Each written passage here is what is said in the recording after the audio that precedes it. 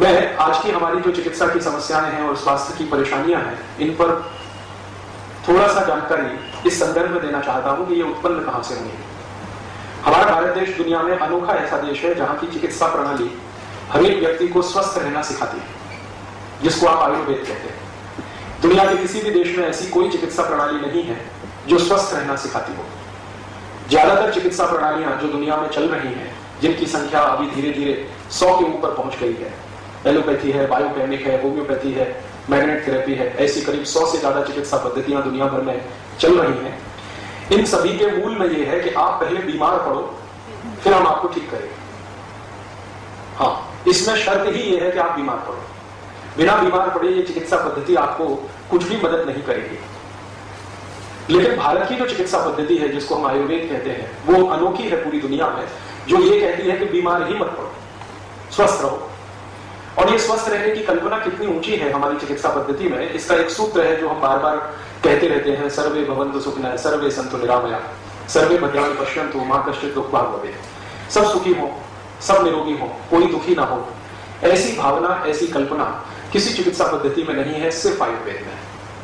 आयुर्वेद की ये चिकित्सा पद्धति इतनी ऊंची भावना लेकर हजारों वर्षों से इस देश में जो चलकर आई, आखिर उस देश में ऐसी क्या तकलीफ हो गई कि सब बीमार ही बीमार दिखाई देते। जिस देश की भावना इतनी प्रबल और इतनी ऊंची हो, सर्वे भवन्तु सुखिनः, उस देश में अब सब बीमार ही बीमार दिखाई देते। थोड़े दिन पहले मैंने भारत सरकार के स्वास्थ्य मंत्रालय को एक पत्र लिखा था कि भारत में 108 करोड़ लोगों की जनसंख्या है, इसमें स्वस्थ कितने हैं। तो उनका पहले तो एक पत्र आ गया उत्तर के रूप में कि आप पहले ये बताइए स्वस्थ मानेंगे किसको। आयुर्वेद की अगर आप परिभाषा लेंगे स्वस्थ होने की, तो भारत में शायद ही कोई मिलेगा जो स्वस्थ हो। और अगर एलोपैथी की परिभाषा लेंगे तो हो सकता है 20-25 करोड़ लोग स्वस्थ हो, बाकी बीमार हो। लेकिन आयुर्वेद की परिभाषा में तो शायद ही कोई हो, ऐसा उनका पत्र आ गया। तो मैंने उनसे कहा कि अच्छा, आप ऐसा करिए, दोनों हिसाब से मुझे बताइए। और मैंने उनसे पूछा कि भारत में सबसे पहली जनगणना हुई थी सन 1881 में, अंग्रेजों के जमाने में, वहां से आप मुझे बताइए कि सन 1881 में जब जनगणना हुई थी तो उस समय कितने स्वस्थ थे, और आज 2001 में जो आखिरी जनगणना अभी तक की हुई है, उस समय कितने स्वस्थ हैं। तो सरकार की ओर से कहा गया कि ये तो बड़ा मुश्किल प्रश्न है, आपको इसका उत्तर मिलने में बहुत समय लगेगा, क्योंकि पुराने आंकड़े निकालना वो समय का काम है। हमने कहा ठीक है, चलेगा, मुझे कोई जल्दी नहीं। बहुत दिन के बाद उनका एक और पत्र आ गया कि अभी आप ऐसा करिए कि संसद की पुस्तकालय में चले जाइए, लाइब्रेरी में चले जाइए, वहां पर ये सेक्शन है, वहां से आपको डॉक्यूमेंट्स देख के पता कर लीजिए। हमारे पास इतनी फुर्सत नहीं है कि आपके इस प्रश्न का हम उत्तर दे सकें, क्योंकि हम सब बहुत व्यस्त हैं।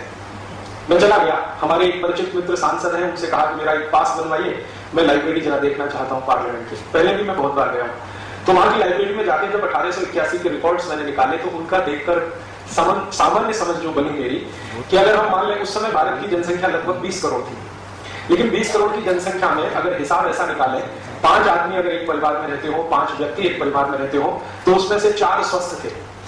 ये मैं आयुर्वेद की परिभाषा से बोल रहा हूँ। 100 में स्थित होना स्वस्थ, ये आयुर्वेद कहता। अपने में आप स्थित हो, आपको किसी भी चीज से, किसी भी वातावरण की प्रतिकूलता से आपके ऊपर कोई दुष्परिणाम ना होता हो, तो आप स्वस्थ हैं, मन से भी और तन से भी, दोनों स्तर पर, आत्मा के स्तर पर। तो उस समय 20 करोड़ की आबादी हमारे देश की, और 5 में से 4 लोग स्वस्थ। इसका मतलब जब हम गुलाम थे तो शायद ज्यादा बेहतर थे। फिर उसके बाद 2001 की जनसंख्या हमारी है लगभग 103 करोड़, 104 करोड़, अब हो गई है 2006 में 108 करोड़। तो अब हमारे यहाँ स्थिति यह है कि 5 में से 4 बीमार, और अगर थोड़ा और आगे चलूं तो 4.5 बीमार, आधा जो है थोड़े स्वस्थ है। आधे से मतलब जैसे शरीर में सैकड़ों बीमारियां हैं, तो उसमें से कुछ कम हैं जिनको उनको आधा मानना है, ऐसी स्थिति हमारी हो गई है।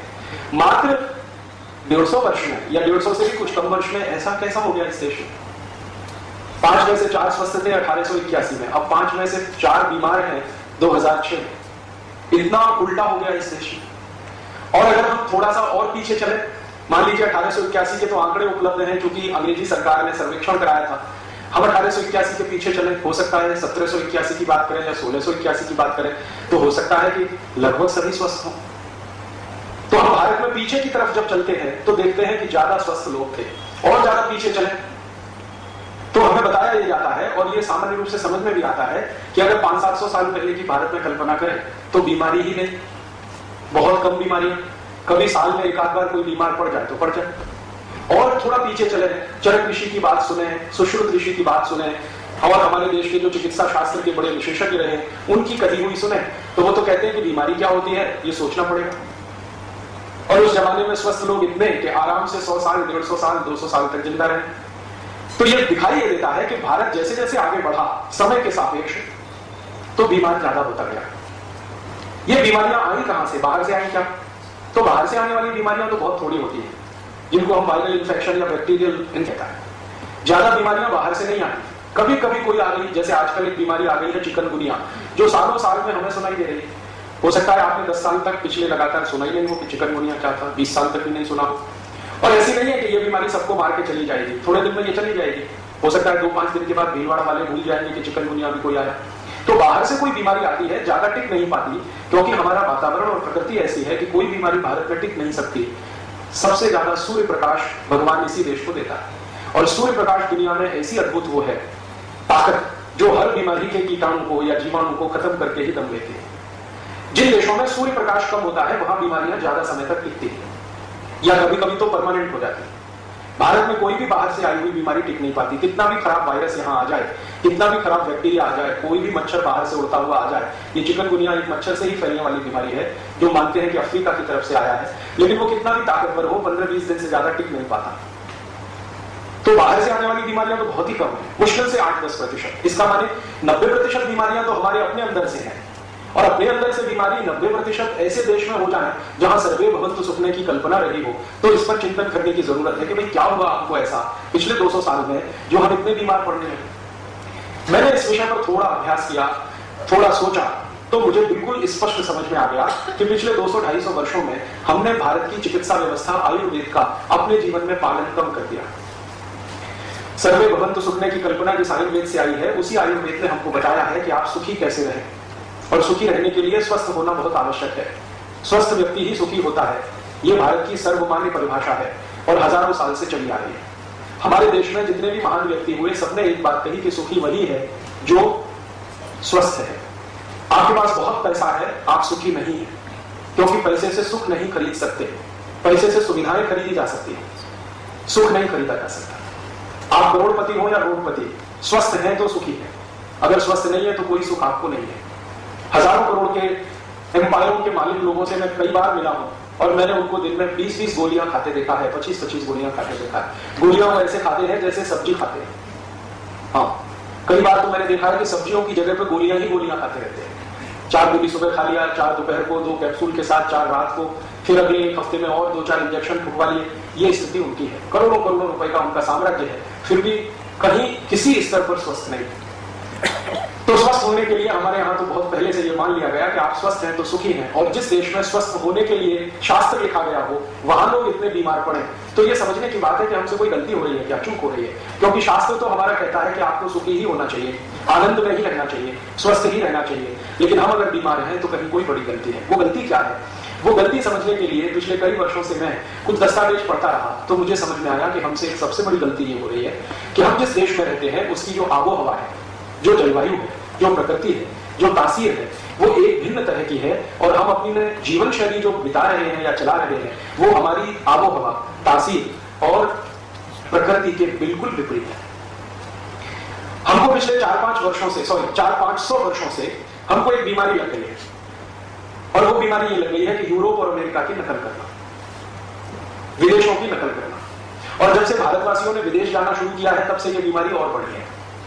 यहां से लोग पढ़ाई लिखाई के लिए विदेश जाते हैं, धन कमाने के लिए विदेश जाते हैं, नौकरी पेशा करने के लिए विदेश जाते हैं, और वहां से लौट के आते हैं तो सब दिमाग में खुराफाते लेके आते हैं, और वो उल्टा उल्टा सबको सिखाते हैं और बताते हैं। हमारे मन पर उनका कुछ असर ज्यादा होता है क्योंकि वो फॉरेन रिटर्न है। हाँ, हम उनको ज्यादा विद्वान मानते हैं तो विदेश पलट होते हैं, बाहर से लौट के आए हैं तो कुछ ज्यादा विद्वता लेके आए हैं, लेकिन वो मूर्खों के मूर्ख सिद्ध होते हैं जब हम हमारी जीवन शैली, आबो हवा और तासीर के हिसाब से उनका विश्लेषण करें। तो हमारे ऊपर बहुत ज्यादा असर हो गया है यूरोप और अमेरिका का, और इतना हो गया है कि सवेरे से शाम तक के जीवन में हम ऐसी बहुत सारी चीजें खा पी रहे हैं या उपयोग कर रहे हैं जो हमारी प्रकृति को बिल्कुल मेल नहीं खाती हैं, हमारी तासीर के उल्टी हैं, हमारी आबो हवा के विपरीत है। हमारी आबो हवा क्या है और यूरोप और अमेरिका की आबो हवा क्या है, उनकी तासीर क्या है, हमारी तासीर क्या है, उनकी प्रकृति क्या है, हमारी प्रकृति क्या है, जरा इसको 2 मिनट समझें। हमारा देश दुनिया में सबसे ज्यादा मशहूर है एक बात के लिए कि भारत में सभी तरह की जलवायु है। पूरी दुनिया दुनिया में मशहूर है। आपको सुनकर आश्चर्य होगा, दुनिया में आज तक कुल 16 जलवायु तय की गई है या खोजी गई है। जैसे गर्मी है, सर्दी है, बरसात है, गर्मी और सर्दी के बीच का एक मौसम है, सर्दी और बरसात और सर्दी के बीच का एक मौसम है। इस तरह की 16 तरह के मौसम या 16 तरह की जलवायु आज तक पूरी दुनिया में खोजी गई है। और ये बड़ी गर्व की बात है कि भारत में ये सब की सब एक साथ उपलब्ध है। आप चाहें तो दुनिया की सभी जलवायु इस देश में आपको मिलेगी देखने को। कैसी जलवायु आप चाहें देखना, आप अगर कल्पना करें कि हमको अफ्रीका की जलवायु देखनी है तो ज्यादा दूर मत जाइए, यही राजस्थान के जैसलमेर जिले में चले जाइए, अफ्रीका के सारे रेगिस्तानी इलाके की जलवायु आपको जैसलमेर और उसके आसपास दिखाई दे जाएगी। फिर आप कहेंगे जी हमको तो दक्षिणी अमेरिका वाली Brazil, Mexico, Chile, Costa Rica, Colombia की जलवायु देखनी है, तो भी बहुत दूर जाने की जरूरत नहीं पड़ेगी। दक्षिण भारत में कर्नाटक में कुछ एक इलाका है जिसको पहाड़ी इलाका कहते हैं, कुर्ग के आसपास का, वहां चले जाइए तो ब्राजील, मैक्सिको, चिली, कोस्टारिका की जलवायु आपको वहां मिल जाएगी। फिर आपको ऐसा लगता हो कि दुनिया के बहुत अधिक समुद्र से घिरे हुए देशों की जलवायु भारत में देखनी है, तो बहुत दूर मत जाइए, 2,500-3 हजार किलोमीटर पर केरल है, केरल को देख लीजिए तो समुद्र के आसपास की जलवायु दिखाई दे रही है। फिर आपको अगर ऐसी जलवायु देखनी हो डेनमार्क की, स्वीडन की, जहां बर्फ जमी रहती है सड़कों पर, तो ज्यादा दूर मत जाइए, जम्मू कश्मीर चले जाइए, हिमाचल प्रदेश चले जाइए, उत्तरांचल चले जाइए, आपको वो वहां दिखाई दे जाएगा। फिर आपको ऐसी जलवायु देखनी है जो एकदम सूखी, जहां की हवा में थोड़ी भी नमी ना हो, ऐसी जलवायु देखनी हो तो बहुत दूर मत जाइए, यहां चुरू में चले जाइए, राजस्थान में चुरू और सीकर में, तो आपको सूखी जलवायु दिखाई देगी जहां की हवा में शायद ही नमी होती हो, कभी कभी आ जाए नमी तो बड़ी बात मानी जाती है। आपको अगर कीचड़ प्रधान जलवायु देखनी हो, जहां जैसे ऑस्ट्रेलिया, न्यूजीलैंड है ना, वहां बहुत कीचड़ है, तो ऐसी कोई जलवायु आपको देखनी हो तो बहुत दूर जाने की जरूरत नहीं है, भारत के हर शहर में उपलब्ध है। हाँ, जरूरत नहीं कहीं दूर जाने की, क्योंकि नालियों की सफाई ही नहीं होती है, तो वो हर जगह उपलब्ध है। आपको जो देखना हो यहां सब है भारत में। और बहुत दिन से भारत के बारे में मैं ये सोचता रहा कि ये चक्कर क्या है, दुनिया में 16 तरह के क्लाइमेट जोन्स माने जाते हैं, वो सबके सब भारत में हैं, तो शायद भगवान की कोई कृपा है। दुनिया के जो दूसरे बड़े देश जिनको हम अमेरिका कहें, Germany, France, Sweden, Switzerland, Denmark, Norway, किसी भी देश में 2 से ज्यादा क्लाइमेट जोन नहीं है। 23 देश हैं यूरोप के जो बहुत नजदीक नजदीक बसे हुए हैं, वहां तो 2 ही क्लाइमेट जोन है, एक ठंड है और एक भयंकर ठंड है, इसके अलावा तीसरी कोई चीज नहीं है। अफ्रीका में चले जाइए तो 2 ही क्लाइमेट जोन है, एक गर्मी है और एक भयंकर गर्मी है। अगर आप लैटिन अमेरिका में जाएं, ब्राजील और मैक्सिको में, तो वहां 2 ही मौसम है, एक बरसात है और एक भयंकर बरसात है। कुछ कुछ देश तो ऐसे हैं जहां 8 महीने पानी बरसता ही रहता है। भारत में भी गोवा में चले जाइए, 8 महीने पानी बरसता रहता है। तो हर देश के बारे में जब ये कहा जाता है भौगोलिक स्तर पर कि ये देश का क्लाइमेट जोन ऐसा, ये देश का क्लाइमेट जोन ऐसा, भारत के बारे में ये कहा जाता है कि सब क्लाइमेट जोन इस देश में है। इसलिए भारत के क्लाइमेट जोन को परिभाषित करने के लिए एक शब्द है समशीतोष्ण। यहां सब कुछ सम है, विषम कुछ भी नहीं है, असम कुछ भी नहीं है, सब सम है, बराबर है। गर्मी आएगी तो बराबर आएगी, बरसात आएगी तो बराबर आएगी, सर्दी आएगी तो बराबर आएगी, वसंत ऋतु आएगी तो बराबर आएगी, शिशिर ऋतु आएगी तो बराबर आएगी। यहां जो भी कुछ है वो बराबर है। तो बराबर है, इसलिए दुनिया के भूगोल शास्त्रियों के बीच में या मौसम विज्ञान का अध्ययन करने वालों के बीच में भारत सबसे ऊंचा देश माना जाता है कि यह देश कुछ अद्भुत है। ये जो अद्भुत है हमारा देश, इसके पीछे का कारण क्या है? कैसे हुआ है कि भगवान ने या प्रकृति ने हमको ये सब तरह की जलवायु दी है और बराबर मात्रा में दी है? इसका सबसे बड़ा कारण है कि भारत दुनिया का अकेला देश है जहां सबसे पहले सूर्य निकलता है और सबसे अंत में सूर्य छिपता है। अर्थात इस देश को सूर्य का प्रकाश सबसे ज्यादा मिलता है। अगर आप साल के 365 दिनों को गिने तो शायद ही 3-4 दिन ऐसे जाएंगे इस देश में जब आपको सूर्य दिखाई ना दे, वरना हर दिन आपको सूर्य का प्रकाश मिलेगा, भरपूर मिलेगा। दूसरे देशों की तरफ चले, अमेरिका और यूरोप और उसके आसपास के देश, तो वो बहुत गरीब है इस मामले में कि उनको साल में मुश्किल से 15-20 दिन या बहुत अधिक तो 1 महीना सूर्य का प्रकाश मिलता है, बाकी तो सूर्य निकलता ही नहीं। निकलता है तो प्रकाश नहीं मिलता है। यूरोप में कई देश ऐसे हैं जहां का तापमान न्यूनतम 40 डिग्री ऋणात्मक होता है, -40 डिग्री सेंटीग्रेड। और जिन देशों में 0 के नीचे 40 डिग्री तापमान चला जाए, आपको कल्पना है जब चुरू का तापमान 0 डिग्री आ जाता है, हर साल आता है, तो कैसी कड़कड़ाती ठंड पड़ती है पूरे राजस्थान और भारत में। अब जरा कल्पना करो कि इससे भी 40 गुना नीचे तापमान चला जाए तो लोगों का क्या हाल होगा। यूरोप के करोड़ों लोगों को हर साल ये झेलना पड़ता है। 40 डिग्री ऋणात्मक जब तापमान हो जाता है तो बर्फ ही बर्फ गिरती है, और बर्फ ऐसे गिरती है जैसे यहां बारिश गिरती है। कभी कभी रिमझिम फुहार वाली जैसे बारिश गिरती है ना, वैसे हमेशा बर्फ गिरती रहती है। 24 घंटे, 48 घंटे, 4 दिन, 5 दिन, 10 दिन, 15 दिन, 20 दिन लगातार बर्फ गिरती रहती है। गिरते गिरते सड़क पर बर्फ जमा हो जाती है 5 फीट, 6 फीट, कभी कभी 10 फीट, 12 फीट। हमारे घर की जो ऊंचाई है ना पहले मंजिल की, उतनी बर्फ जमा हो जाती है कई बार सड़कों पर। अब यूरोप में समस्या यह है बर्फ की, तो वहां समाधान क्या निकालते हैं लोग इसका? सभी घर जो यूरोप में होते हैं उनमें 2 दरवाजे होते हैं, एक तो सड़क पर खुलता है गली में और एक छत पर खुलता है। ये छत वाला दरवाजा तब इस्तेमाल होता है जब सड़क पर बर्फ जम जाती है, क्योंकि आप निकलेंगे कैसे दरवाजे से? बर्फ जमी हुई है, थप्पी की थप्पी लगी हुई है। आपकी कार, आपकी मोटर कार, बस सब बर्फ के नीचे दबी रहती है। और महीनों महीनों यूरोप की सरकारें एक ही अभियान पे लगी रहती है कि बुलडोजर लेकर बर्फ को तोड़ते रहना। वहां की जो नगर पालिकाएं हैं ना यूरोप की, उनका सबसे बड़ा काम है बर्फ को सड़क से हटाना, सबसे बड़ा। और ये इतना बड़ा काम है कि उनके जो बजट होते हैं उसका आधे से ज्यादा हिस्सा हर साल बर्फ को हटाने में ही खर्च होता है। तो ऐसे देश हैं यूरोप और अमेरिका के आसपास के, जहां बर्फ ही बर्फ है, ठंडा ही ठंडा है। और 1-2 दिन नहीं है, 1 महीने, 2 महीने, 3 महीने, 7 महीने, 8 महीने, 9 महीने लगातार। 9 महीने के बाद कभी थोड़ा सूर्य प्रकाश निकलना शुरू होता है, बर्फ थोड़ी बहुत पिघलती है, पिघल के वो पानी बनती है, उसको वो इकट्ठा करते हैं, उसी को पीते हैं, उसी से नहाते हैं, फिर अगले साल इंतजार करते हैं बर्फ गिरेगी, फिर पानी मिलेगा। अर्थात उन देशों में बारिश का पानी नहीं आता। आप पूछेंगे क्यों नहीं आता जी? इसलिए नहीं आता कि बारिश का पानी प्रकृति के एक चक्र से शुरू होता है। आप जानते हो प्रकृति का चक्र क्या है? वो चक्र ये है कि जब सूर्य का प्रकाश गिरेगा तो समुद्र का पानी वाष्प बन के उड़ेगा। दुनिया में आप जानते हैं 3/4 पानी समुद्र का ही है, या 3/4 क्षेत्र समुद्र से ढका हुआ है। तो सूर्य का प्रकाश भरपूर ताकत से जब गिरेगा तो पानी वाष्प बनेगा, भाप बनेगा, ये उड़कर ऊपर इकट्ठा होगा, फिर ऊपर उठते उठते उठते उठते इसका कंडेंसेशन, संघनन होगा, संघनन होकर ये बादल में बदलेगा, और फिर बादल के आसपास का क्षेत्र अगर कम दबाव का हो जाए तो वो बारिश के रूप में नीचे गिरेगा। ये है प्रकृति का चक्र। अब इस प्रकृति के चक्र में हम समझें कि मुख्य भूमिका किसकी है? सूर्य की।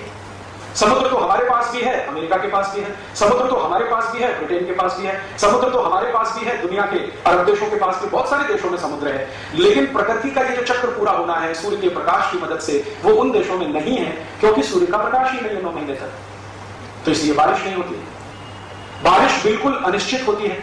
कभी कभी इन देशों में बारिश होती है, वो भी बर्फ के आधार पर होती है या बर्फ के कारण होती है।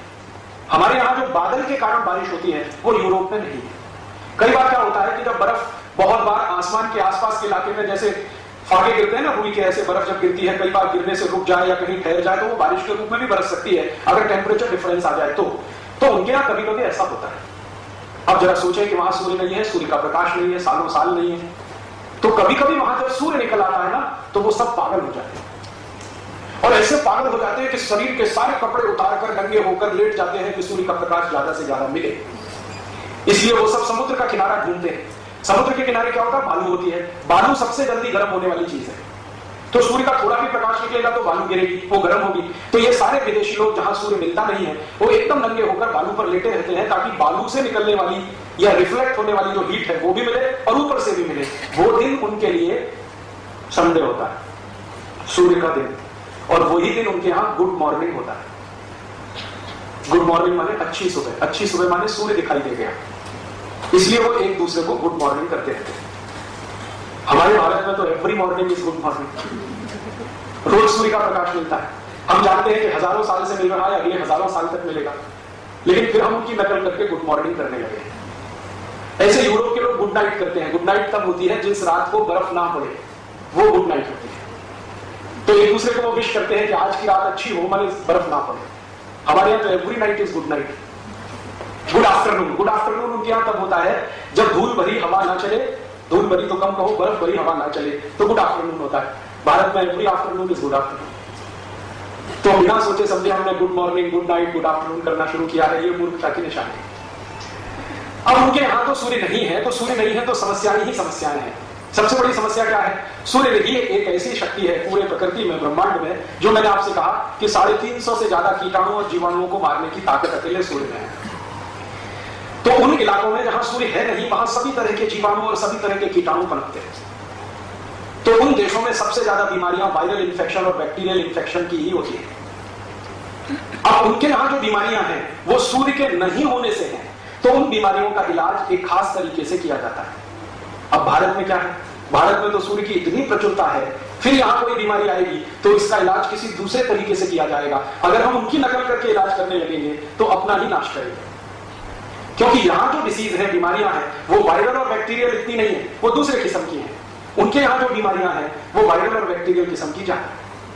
अब ये जो वायरल और बैक्टीरियल बीमारियां होती हैं, अगर इनको कंट्रोल ना करो तो ये बिल्कुल संक्रामक बीमारी की तरह से फैलती है। एक वायरस है, पैदा हो गया, अगर आपने उसको नियंत्रित नहीं किया तो वो पूरे इलाके में फैलेगा और सबको चपेट में लेगा। एक बैक्टीरिया है जो पैदा हुआ, अगर आपने उसको नियंत्रित नहीं किया तो पूरे इलाके को चपेट में लेगा। तो वहां की मजबूरी क्या है कि जैसे ही कोई बीमारी फैलती है तो सरकार सभी को मास वैक्सीनेशन शुरू कर देती है। मास वैक्सीनेशन माने सबको टीके लगाओ, किसी को मत छोड़ो। तो इसलिए यूरोप में क्या होता है, कोई भी छोटी सी बीमारी या महामारी आई तो सबको टीके लगाना अनिवार्य कर दिया जाता है।